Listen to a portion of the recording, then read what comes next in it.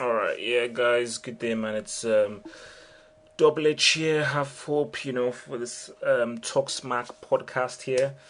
And for this podcast, I'm going to be doing a review of District 9. Obviously, we've heard a lot of guys talking a lot about it. It's getting some heat online, a lot of buzz online. People saying how crazy it is, this low budget film is, doing so well, blah, blah, blah, yada, yada, yada.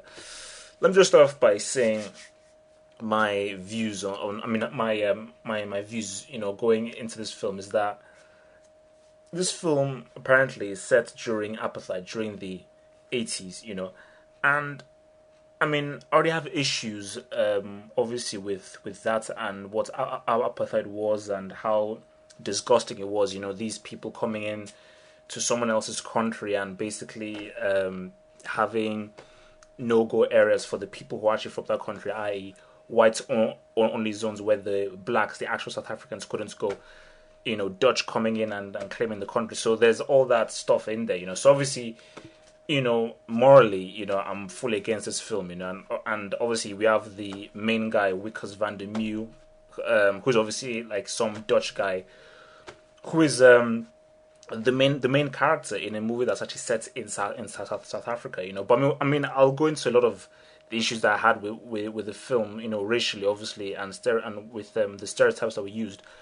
But yeah, it's like you've got this Neil Bergkamp, this half Dutch, half American director or whatever, who's doing this film and everything. But I just think that it's quite strange to set the film during apartheid because obviously that means that they could only use the Dutch people like the whites in South Africa within the main roles because obviously the blacks were rioting and they couldn't really get into these higher positions and everything, so yeah, I just find it quite odd that you'd choose such a sensitive time of apartheid to set this movie in and basically use it as a backdrop for your blockbuster movie with aliens. Sorry, man, that just doesn't fly with me. But let me just get into the film now. I think to start off with, I think listen, the plot of the movie is very interesting. It's basically turns the whole alien invasion thing on its head, where you have the aliens, who are aka the prawns in this. You have the aliens who are basically being abused and insulted and looked down upon by the humans in South Africa, and obviously the way this thing is filmed is documentary style, which is interesting. But to be honest, really, the best way of that this kind of film was done, the whole documentary guerrilla style film was really Cloverfield, because they really played to that, and Cloverfield was amazing because of the whole handicam thing, and I thought that really, okay, it was good in some bits, like in the first half, how they used the whole documentary thing, but I just felt like, the first half, I didn't really know enough about the aliens to really care about them. They were just pretty much shoving it down your shoulder. Oh, these aliens, oh, poor aliens, look at what these bad humans are doing to them, these aliens, why are you treating them so badly? But I was just like, it's just been forced down your throat, You don't really know the much of a backstory within these aliens. You don't really get to know their own story, So really, it's just been shown to you, and it's sort of like the emotions are pretty much forced upon you to feel sorry for these aliens, So I was like, come on. But I think this movie was pretty much. I think this movie was like two movies in one. The first half of the movie, where we have Wickers van der Meeuw, this main Dutch guy, basically, yeah, he's basically working for the MNU or Ports or something, and he basically has to basically try and like evict these people from the shanty town in where the aliens live, called District 9. And obviously this is done in the whole documentary style, so it's kind of very like a lot of maybe some improv here, so just trying to make it very realistic. And it's also interlocked with some interviews by reporters, by residents in the area near District 9 to add some realism to the whole thing. See, I mean, yeah, I mean it was interesting and everything, so yeah, I mean that it was, yeah. First of all, it was interesting, like following in, and then I mean really, I mean the thing that stood out in this movie was the CGI. I mean the CGI was damn incredible. So I think it's the Weta guys who did it.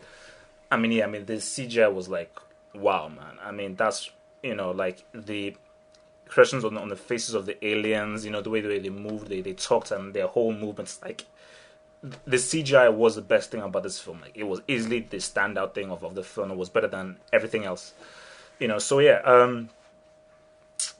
going on. Okay, so yeah, that was the first half. It was pretty much about how talking about how these humans are beating down on these aliens.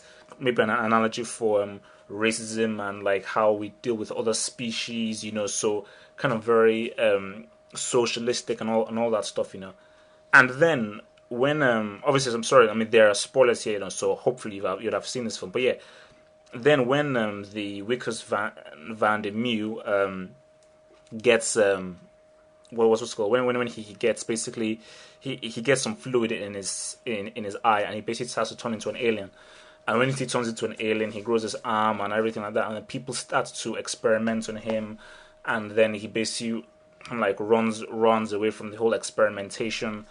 And then the movie then becomes, so when he runs away from experimentation, he then befriends this alien called Christopher, basically, who wants to go back to their own planet, but they need this liquid, this fluid, to go back. So then the second half of the movie is pretty much about how Wickers van der Mew and this alien called Christopher have to get this fluid from this the MNU lab or something like that to basically get a spaceship back. And Van der Mew basically needs this fluid to basically try to turn him back to a human. So they pretty much both have interest into getting this fluid. And yeah, so basically, but then so the second half pretty much turns into an action movie, and that's how I say this is two movies in one, because the second half sort of contradicts what's going on in the first half. Because in the first half, it's like, okay, it's quite serious. We're talking about human alien relations. All of that stuff. And in the second half, it's like an action movie. Like you have like the Wickers van der Mew basically swearing, trying to act like some kind of action hero, and trying to act all tough and all of that. Which is, I'd say, it probably contradicts his character previously, who was quite like a shy guy and all that kind of stuff.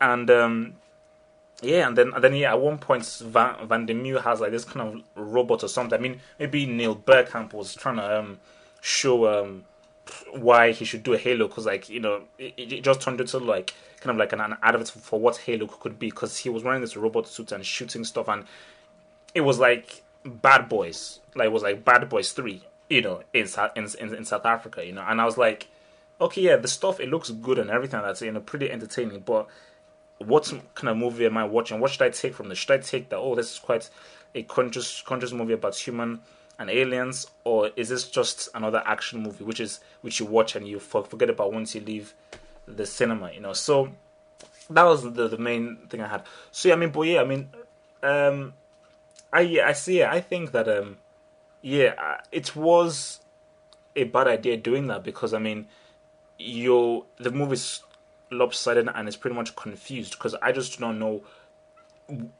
how to sum up the movie in one. Is it an action movie, or is it some kind of like a political, social kind of movie? Like, I mean, I really don't know, But again, as I say, I mean, like the CG was the best thing about the film. Like, obviously, the main alien character, Christopher, basically, I mean, him and his son, like, wow, it was like amazing. Like the expressions on their faces, and just looking at just the detail on their eyes, and their facial expressions. So I mean, like, was pretty amazing, But yeah, I mean, I want to come to another issue. Basically, because obviously a lot of guys know, Double H. I hail from Nigeria, so, and there were Nigerians in this movie, and I don't think I've felt more insulted ever before watching a movie by the depiction of the Nigerians in this film.